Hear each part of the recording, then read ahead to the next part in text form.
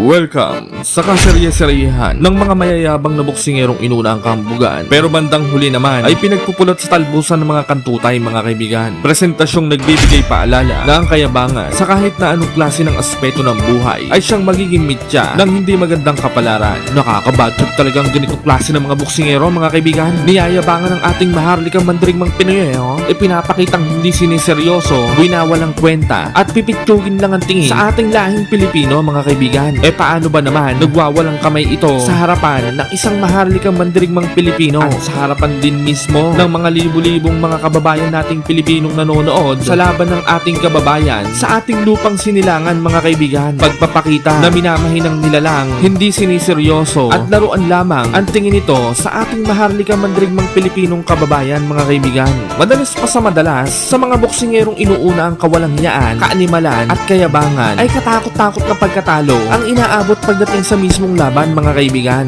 Lalong-lalo na kapag sa harapan ng isang maharlikang mandirigmang Pilipino ka mag-aangas, magmamaoy at mamamakito, mga kaibigan. Dahil kung hindi naman bugbugin ay siguradong tulog di alimpungatan ang iyong daranasin. Dahil kapag natamaan at natikman mo lang naman ang suntok ng isang tunay na maharlikang mandirigmang Pilipinong bad trip na naubusan ng sinangkot niyang bahaw na totong, ay para ka na din hinampas ng isang buong bahay na sinunod sa disenyo ng up and down na kalandiuling, mga kaibigan. Kagaya na lamang ng maangas at bastos na hapon na ito, mga kaibigan. Grabe ang naging hangin-hanginan sa pangangatawan nito, mga kaibigan. Kung high blood ka uminom ka muna ng Losartan o amlodipine habang pinapanood mo to pag walang-wala kahit nguya-nguya ka muna ng bawang, isama mo balat mga 3 piling. Kumbaga kasi sa Bagyo literal na signal number 4 ang kahangin-hanginan sa pangangatawan ng hapon na ito, mga kaibigan. Hindi siniseryoso ang laban kay kabayan Mahiya mo nakikipaglaro lang sa duwending may gigantic disorder na 7-footer ang dating Ngunit sa mismong laban naman ay halos makakatulog na nakatayo ito at nagmistulang sardinas na inilagay sa ibabaw ng delata ng lona ang sinapit nito, mga kaibigan.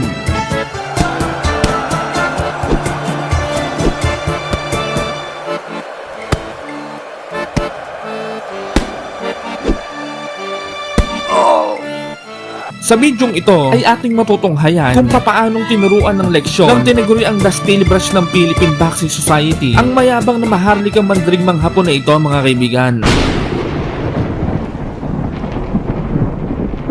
Year of the Dragon, June 29, 2024. Naganap ang laban ng The Assassin ng mga Hapon kontra sa The Steel Brush ng mga Pinoy, mga kaibigan. Dahil di umano ay kapag nahagip ka daw pala ng mga kamao ni kabayan ay para ka na rin daw kinudkod ng inam ng makalawang na steel wool sa iyong pangapangahan, mga kaibigan.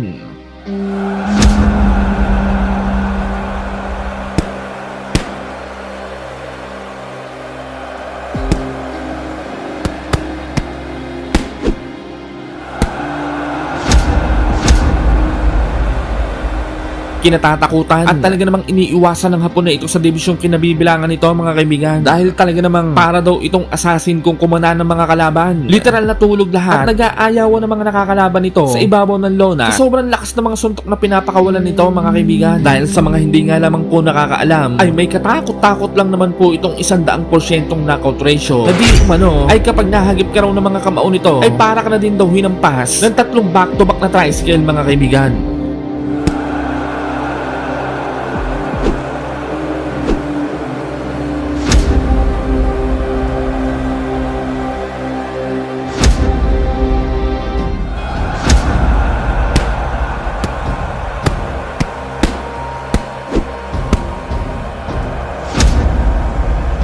Heavy underdog at talaga namang wala daw kapag pag-asang mananalo ang Pinoy sa laban na ito. Ayon sa mga galing-galingang boxing analyst ng mga Hapon, mga kaibigan, literal na minamaliit at winawalang kwenta ang Pinoy na makakalaban ng kanilang alaga. May isang article pa nga sa balita na isinulat na pinagtatawanan at nagsasabing ng cherry pick daw ang Hapon ng kalaban at siniguradong sure win ang magiging laban. Magpapakita lamang na hindi nirerespeto at binabastos ng mga ito harap-harapan ang ating bidang kababayan, mga kaibigan. Overconfident naman ang Hapon, mga kaibigan. Padikwa-dikwatro at pataas-taas pa ang kilay habang nasa isang tabi At talaga namang mahiya mo VIP kulaong sa kasino habang ini-interview. Ayaw lakas-lakasan ng salita at ayaw ilapit ng inamang bunganga sa microphone ng cameraman Alam ng hirap na yung naghahanap buhay Nakakasura ang pag-uugali Kainaman na yan, aba. Mga walang good manners and right product Ang sarap pokpokin ng lamesa at bangkitong marmulang nguyang-nguyaan Sinabi din ito na wala daw siyang gana sa kanyang magiging laban na ito sa pobreng Pinoy, mga kaibigan. Aksaya lamang din din daw ito sa kanyang mamahaling oras at talaga namang kahit hindi daw ho siya mag-training ay siguradong hindi pa rin daw mananalo ang Pinoy sa kanya mga kaibigan. Bibigyan daw niya ng masakit na alaala at remembrance ang Pinoy dahil talaga namang patutulugin daw niya ito sa kanilang magiging laban. Swerte na nga daw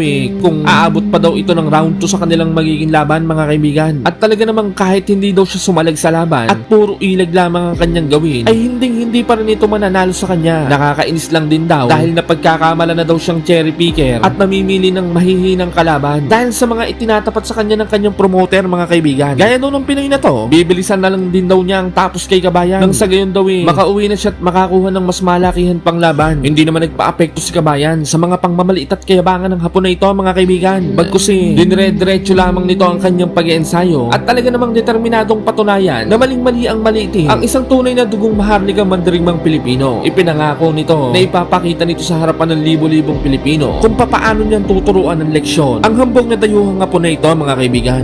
Mahalimuyak na simoy ng gabi, kasabay ng paghahanap ng mga lamang loob at balon-balunan ng mga tiktek at manananggal sa kakahuyan, ika-29 ng Enero, taong 2024, ay tuluyan ng naikasa ang laban ng The Assassin ng mga Hapon kontra sa The Steel Brush ng mga maharlikang mandirigmang Pilipino mga kaibigan. Ginanap ang kanilang laban sa ating lupang sinilangan sa IPI Compound Bandawi del Sur City. May kartadang 18 panalo, 18 ay tinapos sa pamamagitan ng walang awang knockout at walang bahid ng anumang klase ng pagkatalo. Ang tiniguri ang The Assassin ng mga Hapon na ito mga kaibigan. Samantalang ang The Steel Brush naman ay may 20 panalo, 15 ay tinapos sa pamamagitan ng impresibong knockout at isang bahid ng pagkatalo lamang mga kaibigan.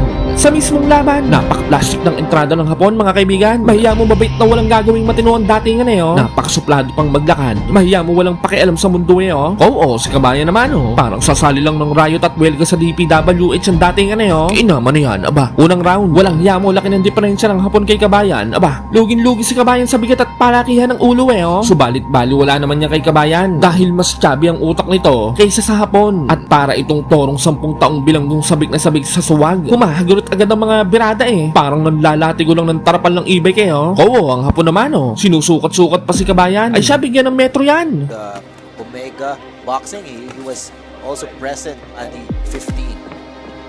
Noy Manigos, the veteran, previously he set.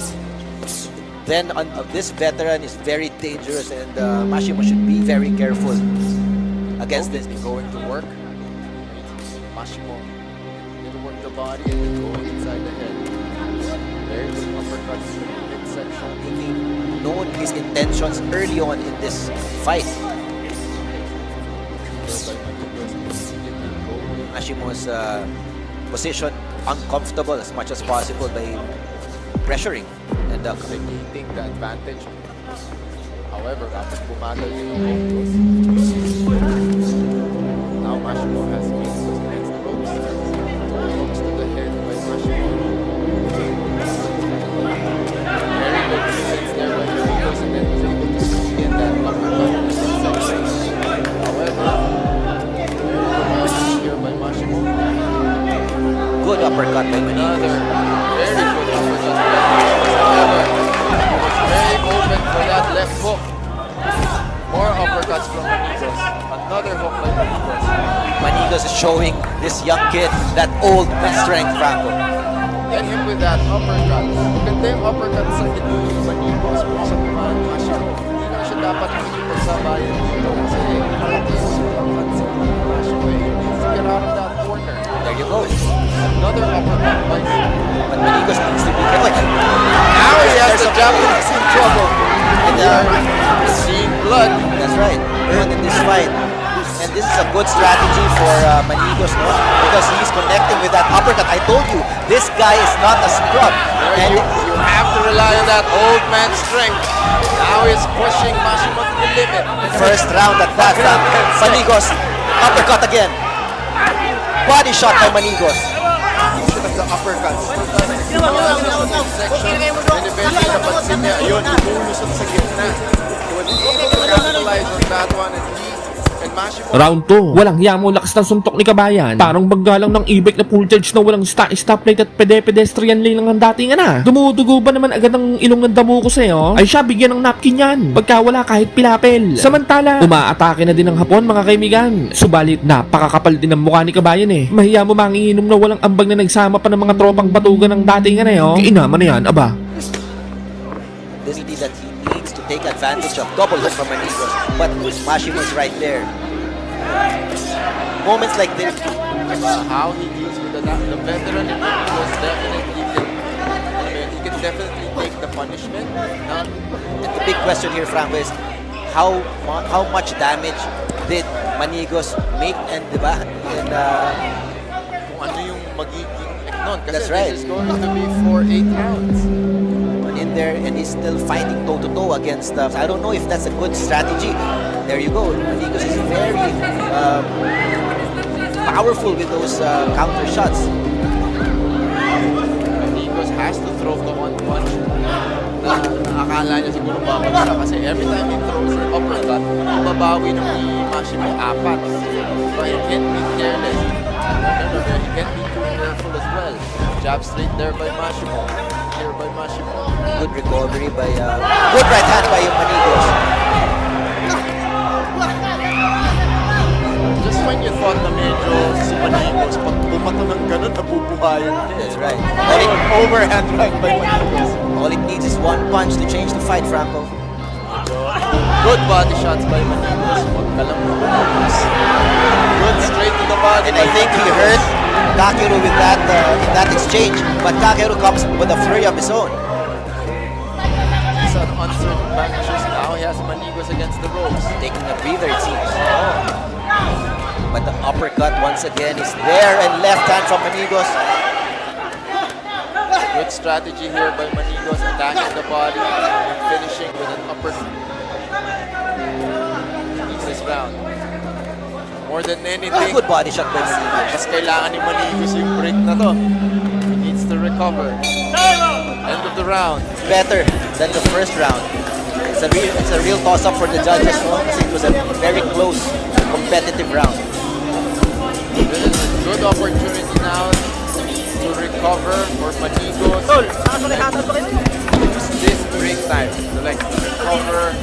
Round 3. Grabe ang tibay din ang mukha ng Hapon na ito mga kaibigan. Parang hindi tinatablahan ng mga birada ni Kabayan ng makunot na mukha oh. Mahiya mo may palamang adobe ang mga pisngi at cheekbone Samantala, pinapaliguan na ng uppercut, overhand right hand at left hook ni Kabayan. Ang pangapangahan ng Hapon na ito mga kaibigan. At mahalata na rin nahihilo ang Hapon. Unti-unti na rin namumula ang mukha nito dahil sa mga hambalos ni Kabayan. Manigos, nakabawi na si Mashimo.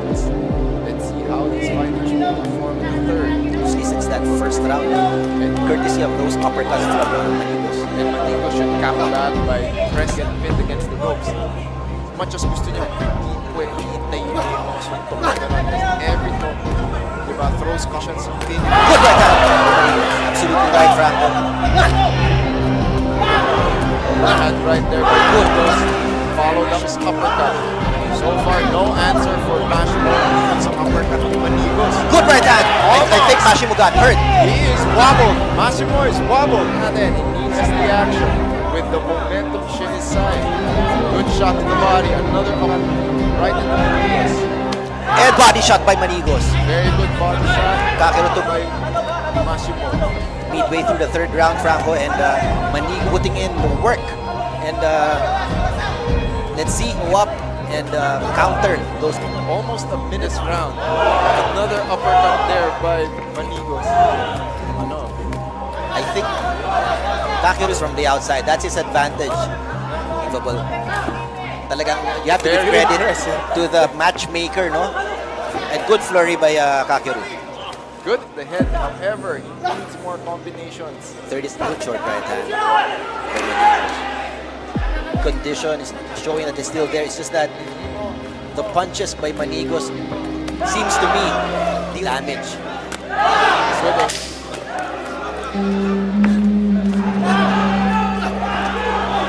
Another good left hand there by Manigos. Round 4, niraratrat ng hapon si Kabayan mga kaibigan. Buti na lamang, maganda ang head movement nito at malapalos kung dumepensa si Kabayan. Samantala, tumutulo ang dugo sa ilong ng hapon mga kaibigan. Mahahalata rin nababawasan na ng gasolina si Kabayan. Bigyan na ng e-bike yan. Good. Veteran that it is, took it very well. Attacks to the body. Goes to the head. Got caught there. This is an opportunity for Kakeru to shift the momentum in his favor. Very aggressive punches here by Kakero Mashimo. But Manigos did very well evading those punches, and now it's his turn. Daming binatuso. Nagpapahinga siya ngayon. Manigos needs to capture mo. Now they're fighting in the pocket. Good hook to the head by Manigos. What a great test for Kakeru. Very good Those inside up, devastating. Courtesy of Jason Canio Manigos. Halfway. Good combination by Manigos. I think Kakeru is hurt. He's not answering right. Throwing everything. Throwing everything. The head. Now he's urging the Japanese fighter to engage him. Manigos is showing the Japanese fighter what a veteran is, an old man strength. He's in the corner. Wants to attack. Setting up that uppercut in the middle. Kakeru needs to do something big here to shift the momentum in his favor because Manigos is having his day.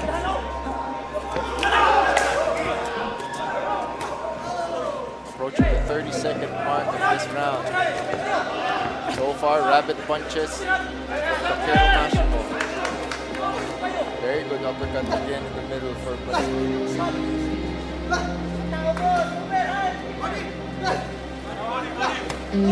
Good defense from Manigos. But Now Mashimo wants to go back to the body. Patiently waiting for that uppercut. and there you go. Like we Very said well earlier, Manigos. Manigos fights in spurts. But when he does, it's effective. Left hand by Manigos. Very good left hand by Manigos. Saved by the bell. Late. Round 5, walang hiya. Nananakit na ata ang balakang ni Kabayan ah. Palagi yatang absent at nagkakating sa Zumba eh. Ay siya bigyan na ng iskilan, si Tirisin at Lopera may dyan. Kainaman na yan, aba. Sa round din na ito, ay pagbumumugin na ni Kabayan ng mga umatikabong left hook at uppercut ang nguya-nguyaan ng hapon mga kaibigan. Dahilan upang lalong maghiyawan ang ating mga kababayan. Manigos have left. Kakeru can receive yung punishment pa because he's been taking a lot of damage in this fight. Good left hand from Manigos. There you go again. Left Hands by Manigos. right hand by Manigos. Power Double shot. left hook. Power shot after power shot. Manigos is on another level of energy. Want the judges to decide the fate of the. Now he wants the knockout. He knows he's ahead. Now he has mastered not ever. Manigos is very comfortable in this position. However, Medyo mahina yung malalim. good jab there. Good combination with Manigos. More lefts than right. This is an amazing performance, Manigos. Good uppercut again by Manigos. Kasi niya yung range and yung timing as you see. Great combination by Manigos. And Kakeru is on his turtle shell right now. Kakero Mashimo covering up every time he's inside. The thing with Kakeru is you can only... Manigos is taking advantage of that as well. However, at this point, John, labanan na lang ng grill to eh. Oh. That's right. Who wants it more? These fighters are throwing 30 seconds of the 5th round. You can see that both fighters are huffing, puffing, however. Kumbaga, bato pa rin. Absolutely. Because he's still there. He's just being very iffy dahil alam niya. 10 seconds of the 5th round. Good uppercut by Manigos. What a way to end this round, John! Round 6, nagtitipid na ng bala si Kabayan mga kaibigan. At inaantay na lang nito magkamali ang Hapon. Lamang naman daw siya sa puntos eh. Samantala, ang Hapon naman ang sugod na sugod ngayon mga kaibigan. Aba teka, kumukulit ka na ah. Asan ba ang sintron at kinelas ko dyan? Pakikuha nga pamangkin. Oo, si Kabayan naman oh. Parang nagre-reserva lang ng kapangyarihan eh. Mukhang matinong may masamang balak lang ang datingan eh oh. Kasi pumapasok yan sa ano eh. Diba? Messes up your breathing. Messes up your breathing. Lalo-lalo. So far.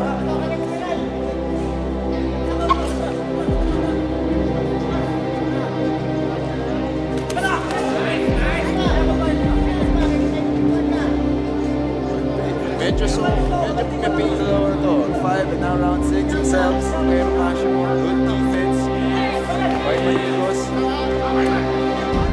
Good combination from Kakyo. He should box from the outshots. Hindi siya pwede makipagsabayan kay Manigos as Like mid-range, able to bridge that gap, and it goes as a box. Goes uppercut sa kita.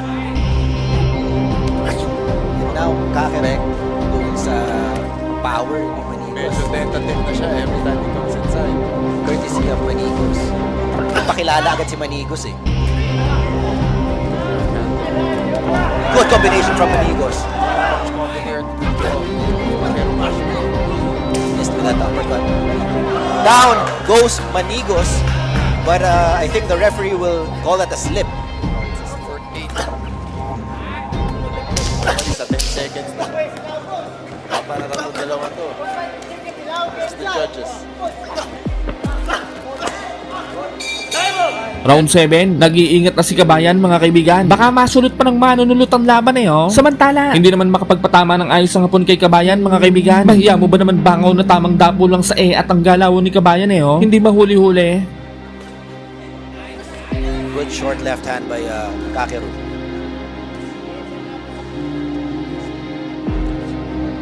Stiff jab Manigos.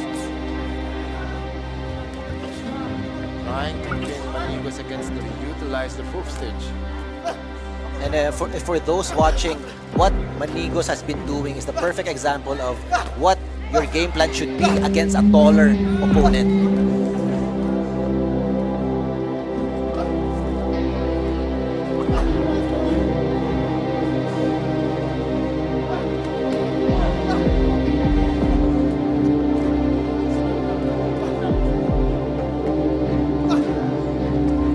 Rough exchange so far from both fighters. Difficult round to score. So Tsaka parang nag-aanoan na lang sila sa mukha, sa akin yun sa mukha. Tingnan natin sino unang tutumba. they're just Ayun o, see? This is a battle of will na lang talaga. Both fighters giving it all. Final minute of round 7.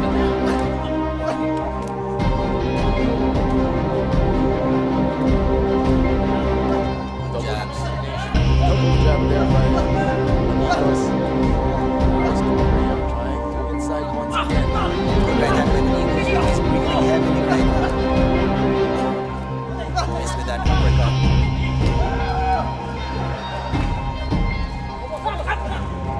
Four-punch combination to the body.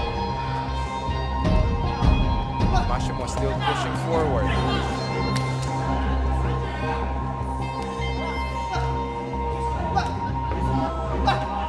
Good right hand by Manigos. Left hand from Manigos.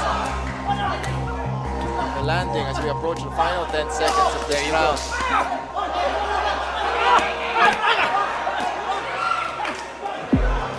Beautiful combination by Nagbubuhos na naman po si Manigos for this round. Round 8, dito napapatunayan ni Kabayan na maling-maling maliitin at kutyain ang isang tunay na maharlikang mandirigmang Pilipino mga kaibigan. What a performance from both these fighters, John. Soul because of this fight. Giving a whole new meaning to wala nang bukas. Trying to make things happen this time, but Manigos is still Counter punching ni Kakeru Mashimo launches left hook sa kanya. I know this fight is super frama, but I want to see a rematch. They could actually run it back, bro. They could I hate to be the judges for this fight. I mean, how do you score it? Do you score the volume? Do you score the impact?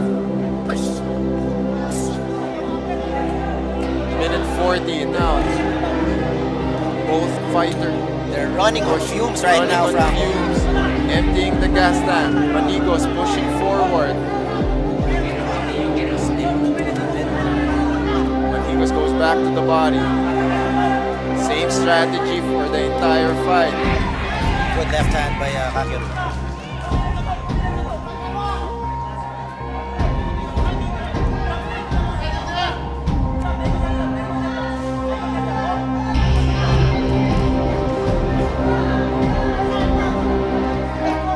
Onslaught from these fighters, however. Good left hand by Manigos. Getting better of it. Babato ng malakas. Yung volume face Kakeru, pero yung impact Impact favors. top right now. And he receives a left hand from Kakeru. Manigos said, let's go. Good. Another uppercut to the face by what these fighters will do. Good right hand. right hand there by Manigos. Good right hand again by Manigos. He's spamming with that right hand and it's hitting the mark. 10 Final seconds 10 left. seconds. Who wants it more? Good shots there. Another right hand by Manigos. What a fight! You know, if they want to run it back, they can definitely. And here is highlights for that very competitive and exciting bout niya. Pwede pa 2 rounds pa. Extend. We definitely share Mr. Santos's sentiments. Ladies and gentlemen, how about a Isa pa sa listahan ng mga mayayabang na boksingerong iniligpit ng isa pang tunay na maharlikang mandirigmang Pilipinong naatasan ay ang tiniguriang The Explosion ng mga Hapon, mga kaibigan, na tirador ng inalamangang sushi. Ibang klase ang panghi ng mga buladas ng Hapon na ito sa ating bidang kababayan, mga kaibigan. Literal na bumabagyo sa kahangin-hanginan ng dating binigyan ultimatum ba naman ito ang Pinoy na kung hindi daw ICU ay diretso operating room sa ospital ang aabutin ng ating bidang kababayan pagkatapos ng kanilang magiging laban, mga kaibigan. Panahon at ira daw ng mga lahing Hapon daw niya ngayon sa boxing. At talaga namang nasa kanila daw kuno ang halakhak. Mula umpisa hanggang dulo, mga kaibigan. Nag-upgrade na din daw sila ng mga equipment sa training. At talaga namang pinaglalaanan na ng malalaking budget ang mga pagkain at mga training efficiency ng kanilang mga mandirigmang boksidor, mga kaibigan. Na kumbaga sa manok kumpleto na sa patrok ng bakuna may pa-vitamins at midnight snack pa na purina. Kaya talaga namang nangunguna na daw ang kanilang lahi pagdating sa palakasan at patibayan ng mga katawan sa buong kalawakan, mga kaibigan. Hindi naman nagpasindak si kabayan sa mga buladas at pagmamalaki ng Hapon na ito sa ating bidang kababayan, mga kaibigan. At talaga namang parang kapatid mong galang walang pakinabang lang sa bahay na hindi mautos-utusan ng datingan na puro weight ang bukang bibig na kumbaga sa doktor patay na pasyente nagtitiktok pa ng inam. Kainaman na yan, aba. Kasabay ng pag-work from home ng mga manananggal na businesswoman sa Capiz. Ika-14 ng Agosto, taong 2022 ay tuluyan ng naikasa ang laban ng The Explosion ng mga Hapon kontra sa The Plunder ng mga Pilipino, mga kaibigan. Ginanap ang kanilang laban sa baluarte ng mga Hapon sa Edion Arena, Osaka, Japan. May kartadang 37 panalo, 31 ay tinapos sa pamamagitan ng walang awang knockout at walang bahid ng anumang klase ng talo ang pambato ng mga Hapon na ito, mga kaibigan. Samantalang si Kabayan naman ay may 26 na panalo, 22 ay tinapos sa pamamagitan ng impresibong knockout at isang bahid ng pagkatalo lamang, mga kaibigan. Sa mismong laban, walang hiyamo entrada ni Kabayan. Parang re-rescue lang sa bahaa. Mahiya mo nakakapoting at proof lang ang dating Kowo, ang Hapon naman parang siraulong nawawala lang ang dating Unang round, nagkakapaan pa lang ang dalawang boksidor, mga kaibigan. Tining na tining din ang Hapon. Parang ayaw madungisan ng dating Samantala, susubukan na rin pasukan ni Kabayan ng Tewup. Depensa ng maangas na Hapon na ito, mga kaibigan.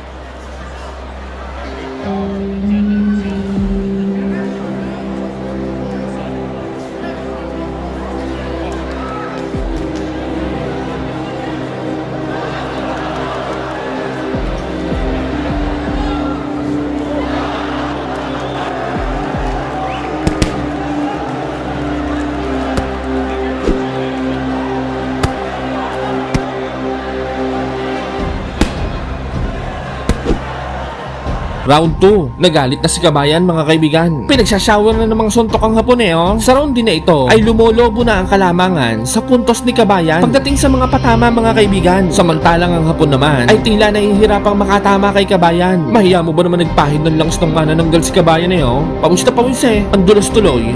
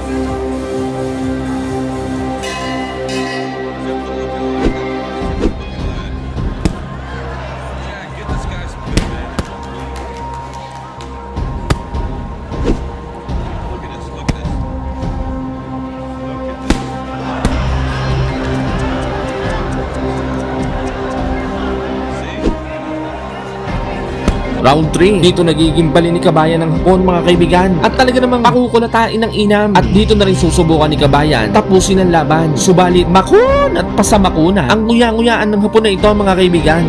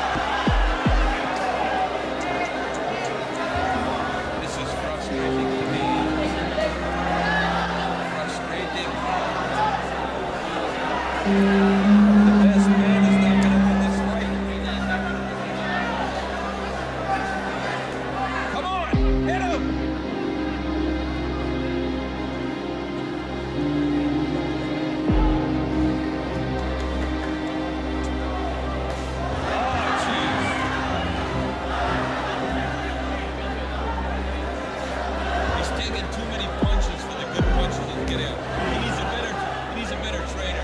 He needs to switch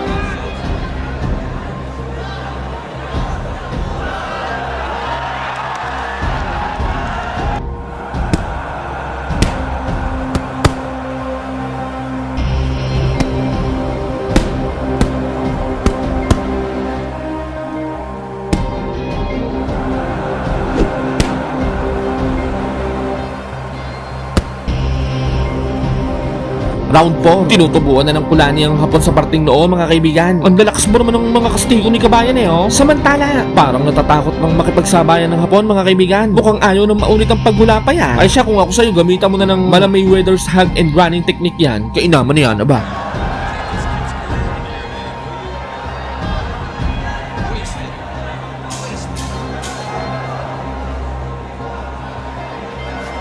Oh, he's good. He's good. Come on.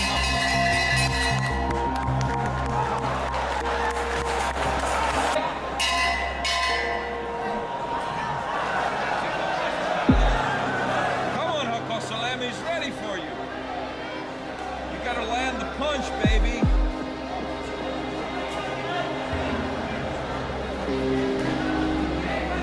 See, we got a classic boxer against a guy that can throw from any angle. All he gotta do is hit that one good punch and he's got him. Oh, it's a nice left. Come on, Uncle Slim.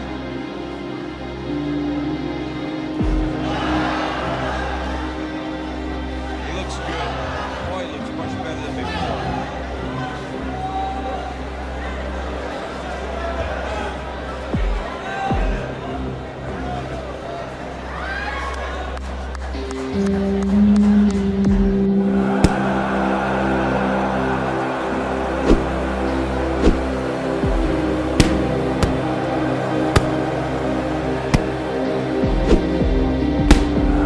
Round 5, dito napapatunayan ni kabayan kung gaano kasustansya ang sinigang na kamote kumpara sa binangkal na sushi mga kaibigan.